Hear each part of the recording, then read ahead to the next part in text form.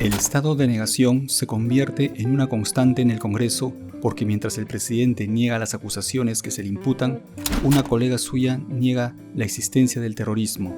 Esto último ha llevado a la histeria a algunos parlamentarios que despotrican contra la Corte Interamericana de Derechos Humanos, derechos a los que apela otro congresista para salir bien librado de un caso de corrupción. Esto pasa en el Perú hoy lunes 4 de septiembre de 2023. Soy Carlos Esquivel y les doy la bienvenida al episodio 23 del podcast de Fundación Libertad. Estas son nuestras noticias. Comisión de Ética investigará a Alejandro Soto. Cuando todo hacía presagiar que el Congreso blindaría a su presidente, Alejandro Soto, la presión ciudadana hizo que la Comisión de Ética cambiara de parecer y decidiera investigar a Soto por 3 denuncias concretas: la contratación de su cuñada, la aprobación de una ley para beneficio propio y el aporte económico de 3 empleados en su despacho para contratar troles que lo defiendan en las redes sociales. En este caso, la vigilancia ciudadana para que las autoridades cumplan su función debidamente fue fundamental para que el Congreso descartara un blindaje que solo hubiera dañado más su ya alicaída imagen. En el Perú, algunos políticos suelen escudar sus malas acciones en nombre de la democracia y de una supuesta gobernabilidad, pero por el contrario, estas se debilitan cuando quienes la representan se desprestigian ante la opinión pública. Congresista María Agüero defiende a Víctor Polay. Y hablando de desprestigio, quien también hace méritos suficientes para ello es la congresista de Perú Libre, María Agüero, quien defendió que el ex cabecilla terrorista Víctor Polay haya decidido ir a la Comisión Interamericana de Derechos Humanos para reclamar que sus derechos fueron supuestamente vulnerados. Pero Agüero fue más allá y se atrevió a cuestionar los crímenes que Polay cometió entre 1980 y 1992. Las reglas de la democracia permiten a los ciudadanos discrepar en opiniones, las cuales se sustentan en las ideologías de su preferencia, pero cuando estas ideologías ciegan el razonamiento hasta llegar al fanatismo, entonces se llega al extremo de defender a quien violó los derechos humanos de miles de peruanos. La congresista Agüero debería recordar que tiene un lugar en el hemiciclo porque la democracia la puso ahí, la misma democracia que Víctor Polay y su movimiento subversivo intentaron dinamitar. Congresistas pedirán al gobierno retirarse de la Corte Interamericana de Derechos Humanos.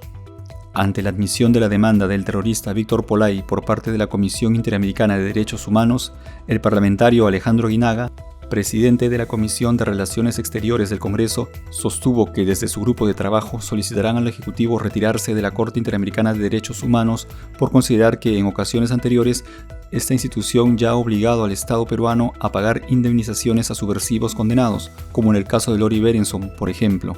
Las opiniones están bastante divididas con respecto al tema, pero hay quienes piden cautela, porque retirarnos de esa instancia supondría una muy mala imagen del Perú hacia el exterior, sobre todo cuando meses atrás la Comisión Interamericana de Derechos Humanos informó de ejecuciones extrajudiciales durante las protestas contra el actual gobierno.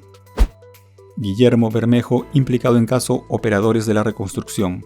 Otro congresista que también hace noticia por estos días es Guillermo Bermejo, quien fue acusado por un colaborador eficaz de haber recibido coimas de los contratos financiados por la Autoridad para la Reconstrucción con Cambios. Aunque Bermejo ha negado los cargos, el colaborador refiere que el parlamentario de izquierda recibió un pago de 100.000 soles en 2021 y otro de $40.000 en 2022. Al parecer, la tan publicitada reconstrucción con cambios no trajo cambio alguno en el proceder de algunas autoridades que siempre buscan sacar provecho personal de obras que deberían beneficiar al país en general. El cambio depende únicamente de la voluntad de la clase política y no de planes con nombres rimbombantes que se quedan en el papel, y menos de una nueva constitución. El Congreso de la República es la encarnación misma de la representatividad democrática, porque reúne en su hemiciclo la voluntad popular que se vio reflejada en las elecciones. Es la sede del debate donde las ideas, por más distintas que sean, se confrontan unas a otras para generar acuerdos en bien de la sociedad. Pero cuando este ideal pasa a un segundo plano para priorizar los intereses personales y partidarios, entonces ningún acuerdo es posible y menos aún el bienestar de la nación.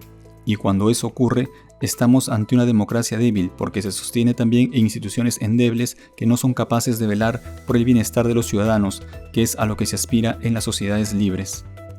¿Qué opinas tú? ¿Te sientes representado por este Congreso? ¿Crees que la Comisión de Derechos Humanos es imparcial y objetiva en sus decisiones? Cuéntanos lo que piensas, porque en Fundación Libertad nos interesa escucharte. Eso es todo por hoy. No olvides comentar, compartir y suscribirte a nuestro podcast.